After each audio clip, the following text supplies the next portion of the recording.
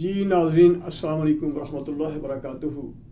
Doctor Asif حاضر خدمت ہے، اور آج جس چیز کو میں نے آپ کو چیز بتانی ہے اس کو مس نہ کریں، یہ بینگ اے مسلم ہمارے لیے بہت فائدہ مند ہے۔ وہ چیز کیا بتانی ہے کہ آپ کو پتہ ہے کہ ہم نماز پڑھتے ہیں۔ نماز کا مطلب کیا ہے؟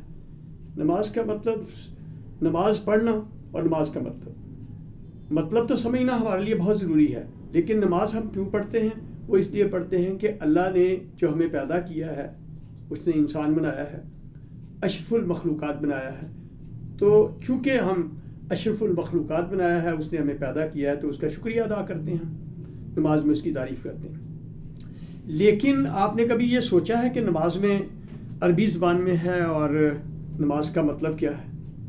دیکھیں، میں آپ کو ایک مختصر بتاؤں گا تو آپ اس کو سنیے گا ضرور، کہ جب ہم پڑھتے ہیں ہم پہلے تو نیت کرتے ہیں، بھلے وہ 2 رکعت نماز ہو، 3 رکعت ہو، 4 ہو، جو بھی ہے سنتے ہیں، فرض ہیں، نفل ہے، جو بھی ہیں، لیکن آپ پڑھتے کیا ہیں اس کا ترجمہ آپ کو آنا بہت ضروری ہے۔ کیا ہے؟ جب ہم کہتے ہیں سبحانک اللہم و بحمدک و تبارک اسمک و تعالی جدک و لا الہ غیرک، تو آپ کو پتہ ہے کہ اس کا مطلب کیا ہے؟ اکثریت کو یہ پتہ نہیں ہوتا کہ وہ کیا کہہ رہے ہیں۔ اس کا مطلب یہ ہے کہ اللہ میاں آپ پاک ہیں، تعریف آپ کے لیے ہے، آپ کا نام بڑا برکت والا ہے، آپ کے سوا کوئی دوسرا عبادت کے لائق نہیں۔ یہ سبحانک اللہ جو ہم ثنا پڑھتے ہیں، یہ اس کا مطلب ہے۔ اس کے بعد ہم نے کیا کرنا؟ اس کے بعد ہم اعوذ باللہ پڑھتے ہیں، جو کہ پڑھنی چاہیے جب بھی قرآن پاک ہم شروع کرتے ہیں۔ اعوذ باللہ من الشیطان الرجیم، بسم اللہ الرحمن الرحیم۔ اعوذ باللہ کا مطلب یہ ہے کہ اللہ میاں ہم آپ کی پناہ میں آ گئے ہیں شیطان سے۔ شیطان تو ہمیں ادھر ادھر کی باتیں ذہن میں لاتا ہے نا، غلط باتیں، تو ہم اللہ کی پناہ میں آنے کے لیے اعوذ باللہ من الشیطان الرجیم، بسم اللہ الرحمن الرحیم، اعوذ باللہ پڑھتے ہیں، پھر بسم اللہ۔ بسم اللہ کا مطلب یہ ہے بسم اللہ الرحمن الرحیم، شروع کرتا ہوں اللہ کے نام سے جو نہایت مہربان رحم کرنے والا ہے۔ اس کے بعد سورہ فاتحہ پڑھی جاتی ہے۔ یہ سورت کا بھی آپ کو ترجمہ آنا بہت ضروری ہے، میں آپ کو پڑھ کے سناتا ہوں، پھر میں اس کا ترجمہ بتا دوں۔ الحمدللہ رب العالمین الرحمن الرحیم مالک یوم الدین ایاک نعبد و ایاک نستعین اہدنا الصراط المستقیم صراط الذین انعمت علیہم غیر المغضوب علیہم ولا الضالین آمین۔ اس کا مطلب یہ ہے کہ تمام تعریفیں اللہ ہی کے لیے ہیں، جو تمام جہانوں کا پالنے والا ہے، نہایت مہربان رحم کرنے والا ہے، روز جزا و سزا کا مالک ہے۔ اے مالک، اے اللہ، ہم آپ ہی کی عبادت کرتے ہیں، آپ ہی سے مدد مانگتے ہیں، چلائیں ہمیں سیدھے راستے پر، ان لوگوں کے راستے پر جن پر آپ کا انعام نازل ہوا، نہ ان پر آپ کا غضب نازل ہوا، نہ آپ ان سے ناراض ہوئے۔ تو یہ تو تھا۔ اس کے بعد ہم کہتے ہیں آمین۔ آمین کا مطلب ایسا ہی ہو، یہ ترجمہ تھا سورہ فاتحہ کا۔ اس کے بعد ہم کوئی بھی قرآن کی آیت جو ہے کوئی بھی ساتھ ملا لیں، قل هو اللہ احد اللہ الصمد لم یلد ولم یولد ولم یکن لہ کفوا احد، یعنی کہ کوئی بھی آپ سورت چھوٹی ہو یا بڑی ہو ساتھ ملا لیں، لیکن ترجمہ آپ کو اس کا بھی آنا چاہیے۔ یہ ہو گیا۔ اس کے بعد ہم رکوع میں جاتے ہیں۔ رکوع میں ہم کہتے ہیں سبحان ربی العظیم، اللہ اکبر پہلے کہہ کے رکوع میں جاتے ہیں، اس کو سبحان ربی العظیم۔ اللہ میاں آپ عظیم ہیں، پاک ہیں اور عظیم ہیں۔ سبحانک اللہ، سبحان کا مطلب پاک، سبحانک اللہ، سبحان ربی العظیم، اللہ میاں آپ پاک ہیں اور عظیم ہیں۔ اس کے بعد ہم سجدے میں جاتے ہیں، اور سجدے میں ہم کہتے ہیں سبحان ربی الاعلی، سبحان ربی الاعلی، کہتے نہیں اعلیٰ، کہ اللہ میاں آپ پاک ہیں اور اعلیٰ ہیں۔ یہ ترجمہ ہو گیا سبحانک اللہ، سبحان ربی الاعلی کا، ٹھیک ہے نا، یہ ہو گیا۔ اور پھر اس کے بعد اتحیات کا majority of the people they don't know what is the meaning of اتحیات، اس کا بھی ترجمہ آنا بہت ضروری ہے۔ میں آپ کو پڑھ کے سناتا ہوں، پھر اس کے بعد میں آپ کا ترجمہ بتا دوں گا۔ التحیات للہ والصلوات والطیبات والسلام علیک ایھا النبی ورحمۃ اللہ وبرکاتہ، السلام علینا وعلی عباد اللہ الصالحین، اشہد ان لا الہ الا اللہ واشہد ان محمدا عبدہ ورسولہ۔ اس کا مطلب یہ ہے کہ جتنی بھی باتیں ہیں، بھلے وہ زبانی ہیں یا مالی ہیں یا بدنی ہیں، وہ اللہ کے لیے ہیں۔ التحیات للہ والصلوات والطیبات والسلام علیک، سلامتی ہو آپ پر اے نبی، اور اللہ کی رحمتیں برکتیں ہوں، اور سلامتی پر ہم پر اور اللہ کے نیک بندوں کا۔ میں گواہی دیتا ہوں کہ رسول صلی اللہ علیہ وسلم اللہ کے رسول ہیں، اور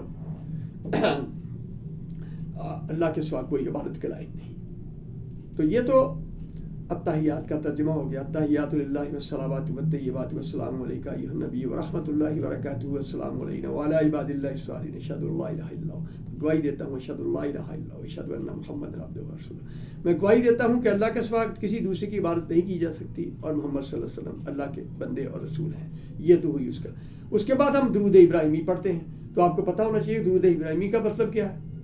अल्लाहुम्मा सल्लि अला मुहम्मदिन व अला आलि मुहम्मदिन कमा सल्लैता अला इब्राहीम व अला आलि इब्राहीम इन्नका हमीदुम मजीद। अल्लाहुम्मा बारिक अला मुहम्मदिन व अला आलि मुहम्मदिन कमा बारकता अला इब्राहीम व अला आलि इब्राहीम इन्नका हमीदुम मजीद। इसके दो हिस्से हैं।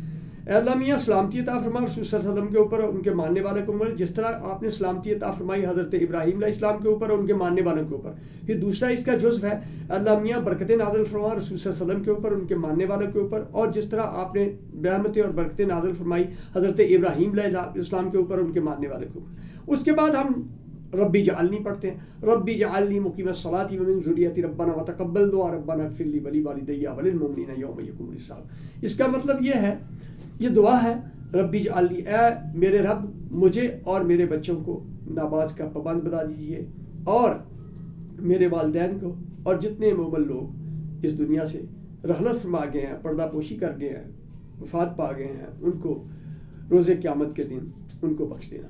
तो ये रब्बी जअलनी का। उसके बाद हम मनाते हैं रब्बना आतिना फिद दुनिया हसनतन व फिल आखिरति हसनतन व क़िना अज़ाबन नार, कि ये भी दुआ है कि ऐ मेरे रब मुझे दुनिया और आखिरत की भलाई नसीब फरमाइए, और जब रोज़े क़यामत आएगा, जब वो हिसाब किताब वाला दिन आएगा जिसमें हर जो इंसान ने अमल किया होगा उसका उसको सिला मिलेगा, तो अल्लाह मियाँ वो हमारा रब्बना आतिना फिद दुनिया हसनतन व फिल आखिरति हसनतन व क़िना अज़ाबन नार, और जहन्नम के अजाब से हमें बचाए रखना।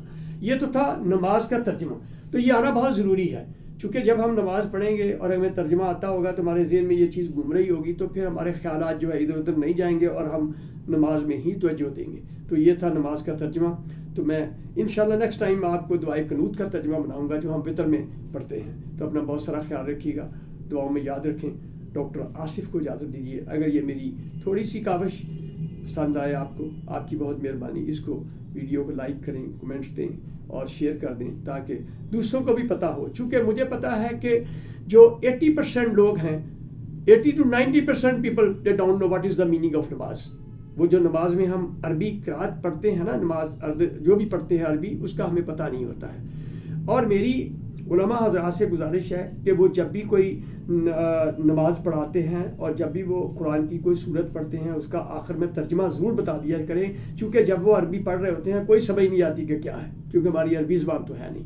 इसलिए जब भी जुमे का खुतबा भी जब देना तो उसको मेहरबानी करके उसका मतलब ज़रूर बता दिया करें। और जो दुआएँ आप करते हैं, मसलन जब नमाज ख़त्म हो जाती तो आप दुआ पढ़ते हैं, दुआ का किसी को, मुझे तो ख़ास नहीं पता चलता, ख़ास बाज़ हरूफ का पता चल जाता है लेकिन नहीं, उसका भी आपकी मेहरबानी उनको बता दिया करें कि ये अरबी मैंने पढ़ी, इसका ये मतलब है। तो अपना बहुत सारा ख्याल रखिएगा, दुआ में याद रखें। वस्सलाम।